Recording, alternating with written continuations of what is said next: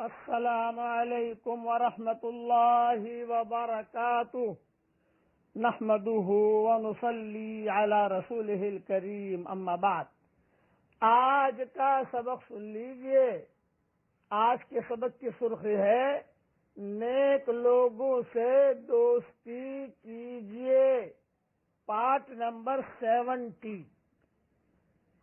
میرے ساتھ سفروں میں میرے بیٹے بھی رہتے ہیں، یہ اسباق بھی سنتے رہتے ہیں۔ میرا بیٹا ہے محمد احمد، اس نے مجھ سے سوال کیا کہ ابا جنت میں مرد اتنے لمبے چوڑے ہوں گے، آدم علیہ السلام کا قد دیا جائے گا، تو ابا یہی دنیا کا ہی اپنا 5-6 فٹ جو ہے یہی اچھا تھا۔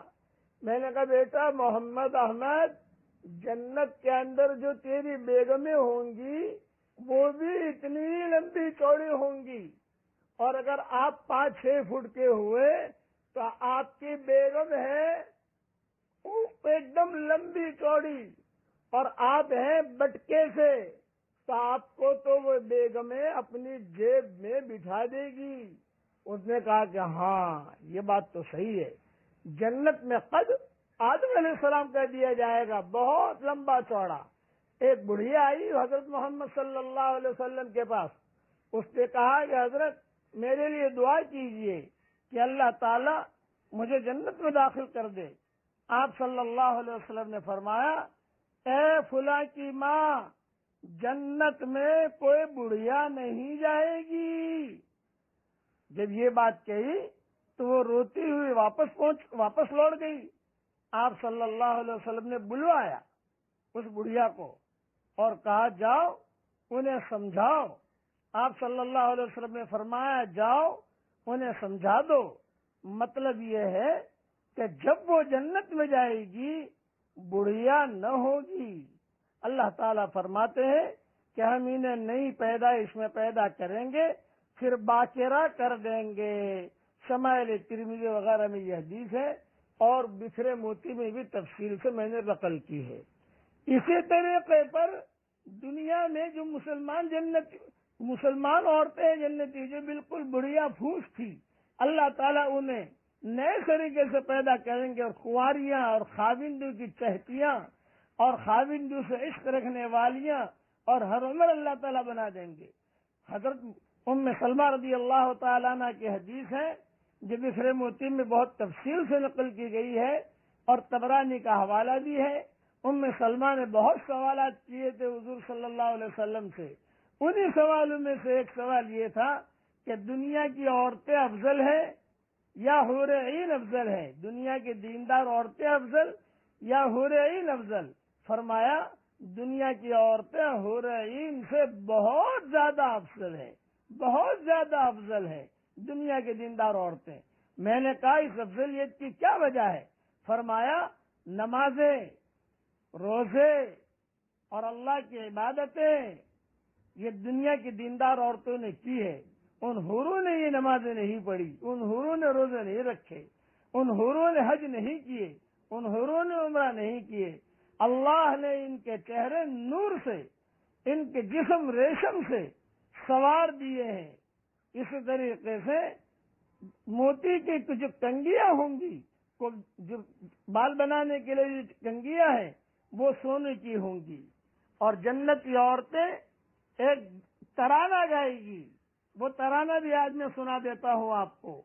نحن الخالدات فلا نموت ابدا، نحن الخالدات فلا نموت ابدا، ونحن الناعمات فلا نبعث ابدا۔ یہ جنت کی لڑکیاں، جنت کی حوریں، جنت کی دیندار عورتیں یہ ترانے گائیں گی۔ یہ جنت کا گانا ہے، یہ کتابوں میں لکھا ہوا ہے، یعنی اب ہمیشہ رہنے والیاں ہیں، کبھی مریں گی نہیں، یہ مطلب ہے۔ نحن الخالدات فلا نموت ابدا، ہم ہمیشہ رہنے والیاں ہیں، کبھی مریں گی نہیں۔ ونحن الناعمات فلا نبعث ابدا، ہم ناز اور نعمت والیاں ہیں، کبھی مفلس اور بے نعمت نہ ہوں گی۔ نحن المقیمات فلا نطعن ابدا، وَنَحْنُ الرَّاضِيَاتِ فَلَا نَسْخَطُ أَبَدًا، ہم اقامت کرنے والیاں ہیں، کبھی سفر میں نہیں جائیں گی. ہم اپنے خاوندوں سے خوش رہنے والیاں ہیں، کبھی روٹھیں گی نہیں. دنیا میں عورتیں روٹ جاتی ہے نا، غصے میں آ کر دنیا کی بیوی کو ایک تھپڑ مارا تو لیا برقع چلی بے کے میں تیرے ساتھ نہیں رہ سکتی، تو نے مجھے تھپڑ کیوں مارا، تو نے مجھے جملہ کیوں کہا، لیا برقع چلی میں کے. یہ تو ہمارے ہندوستان پاکستان کے لیے کہہ رہا، اور یورپ امریکہ آسٹریلیا وغیرہ کے لیے کیا لی اپنی کار اور چلی میں کے. جنت کے اندر جو حوریں ہوں گی، نہ ان کی کوئی ماں نہ ان کا کوئی باپ، میکے جانے کا سوال ہی پیدا نہیں ہوتا.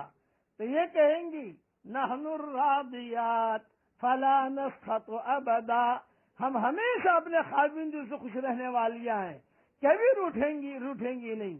طوبی لمن کنا لہ وکان لنا، طوبی لمن کنا لہ وکان لنا، خوش نصیب ہے وہ لوگ جن کے لیے ہم ہیں، اور خوش نصیب ہیں ہم کہ اللہ نے ہم کو ان کے لیے پیدا کیا ہے. یہ جنت کا مختصر مضمون میں نے بیان کر دیا. اللہ تعالی ہم سب کو جنت الفردوس میں داخل فرمائے. بقیہ تفصیل کل پوری کروں گا انشاءاللہ. نیک لوگوں سے دوستی کیجیے، اس کا خیال رکھیے. آمین. وآخر دعوانا ان الحمدللہ رب العالمین.